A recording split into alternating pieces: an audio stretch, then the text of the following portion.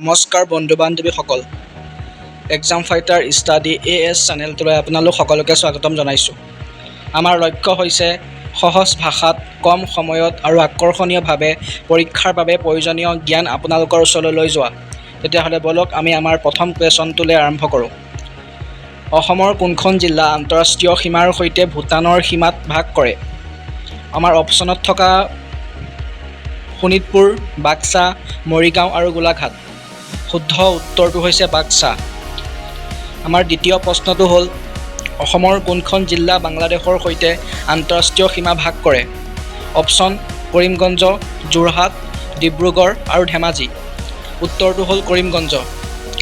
3 number কুৱেশ্যনটো হ'ল, অসমৰ মাজেৰে প্ৰধানকৈ কোনখন নদী পশ্চিম দিশলৈ বৈ গৈছে? অপশ্যন বৰাক, ব্ৰহ্মপুত্ৰ, কপিলী আৰু ধনশিৰি। উত্তৰটো হ'ল ব্ৰহ্মপুত্ৰ। 4 নম্বৰ কুৱেশ্যনটো হ'ল, ব্ৰহ্মপুত্ৰ নদীৰ অসমৰ দক্ষিণ পাৰৰ উপনদী কোনখন? অপশ্যন সোৱণশিৰি, জীয়াভৰলী, ধনশিৰি আৰু দিবাং। 4 নম্বৰ এনচাৰটো হ'ল Dhansiri.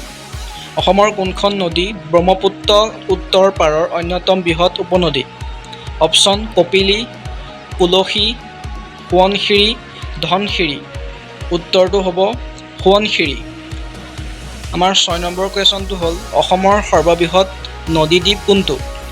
A Umananda, B Majuli, C দীঘলী পুখুৰী, D চৰাইদেউ। উত্তৰটো হ'ল মাজুলী।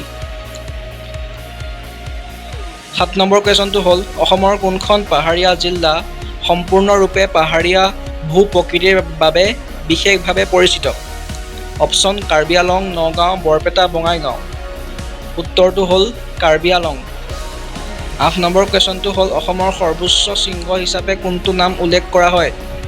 অপশ্যনকেইটা হ'ল চিংৰাচিং, ডাফাবুম, বৰাইল, পাটকাই। উত্তৰটো হ'ব ডাফাবুম। বৰাইল পৰ্বতমালা মূলত অসমৰ কোনখন অঞ্চলত অৱস্থিত?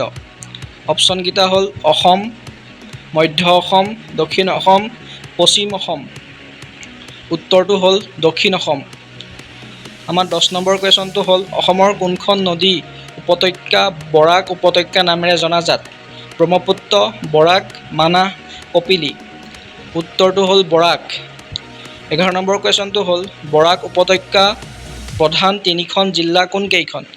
আমাৰ অপশ্যনত থকা অপশ্যনকেইটা হ'ল option A Cachar, Hailakandi, Karimganj. Option B Nagaon, Hojai, Morigaon. Option C Dhubri, Bongaigaon, Barpeta. Option D Jorhat, Golaghat, Sivasagar. আমাৰ উত্তৰটো হ'ল A কাছাৰ, হাইলাকান্দি, কৰিমগঞ্জ। আমাৰ 12 নম্বৰ কুৱেশ্যনটো হ'ল, অসমৰ কোনখন ৰাষ্ট্ৰীয় উদ্যান বিশ্ব এশিঙীয়া গঁড়ৰ বাবে বিখ্যাত? Option A Manas, option B Nameri, option C Kaziranga, option D ডিব্ৰু-চৌখোৱা। আমাৰ উত্তৰটো হ'ব অপশ্যন C কাজিৰঙা। ডিব্ৰু-চৌখোৱা ৰাষ্ট্ৰীয় উদ্যান কোনখন অঞ্চলত অৱস্থিত? অপশ্যন উজনি অসম, নামনি অসম, বৰাক উপত্যকা, মধ্য অসম। উত্তৰটো হ'ল উজনি অসম। মানাহ ৰাষ্ট্ৰীয় উদ্যান কোনখন নদীৰ সৈতে বিশেষভাৱে জড়িত? অপশ্যন A মানাহ, বৰাক, কপিলী, দিখৌ। উত্তৰটো হ'ল মানাহ। অসমৰ তেল নগৰী হিচাপে কোনখন ঠাই বিখ্যাত? অপশ্যন ডিগবৈ, তেজপুৰ, যোৰহাট, শিৱসাগৰ। উত্তৰটো হ'ল ডিগবৈ। অসমৰ কোন অঞ্চল চাহ উৎপাদনৰ বাবে বিশেষভাৱে বিখ্যাত? অপশ্যন A উজনি অসম, বৰাক উপত্যকা, কাৰ্বি পাহাৰ, পশ্চিম অসম। উত্তৰটো হ'ল উজনি অসম। পাটকাই পৰ্বতমালা অসমৰ কোন দিশত অৱস্থিত? Option A Paschim, option B পূব, অপশ্যন C উত্তৰ, অপশ্যন D দক্ষিণ পশ্চিম। উত্তৰটো হ'ল পূব। অসমৰ ভূ-প্ৰকৃতিৰ প্ৰধান নদী উপত্যকা কেইখন? অপশ্যন A এখন, অপশ্যন B 2খন, অপশ্যন C 3খন, অপশ্যন C 4খন। উত্তৰটো হ'ব অপশ্যন B 2খন, ব্ৰহ্মপুত্ৰ আৰু বৰাক উপত্যকা।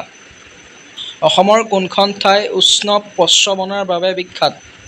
Option A Panidihing, option B গৰম পানী, option C Majuli, option D Haflong. উত্তৰটো হ'ল গৰম পানী। হাফলং কোনখন জিলা সদৰ আৰু অসমৰ একমাত্ৰ পাহাৰীয়া হিল ষ্টেচন হিচাপে পৰিচিত? Option A Dima Hasao, option B Karbi আলং, option C Cachar, option D Golaghat. উত্তৰটো হ'ল অপশ্যন এ ডিমা হাছাও।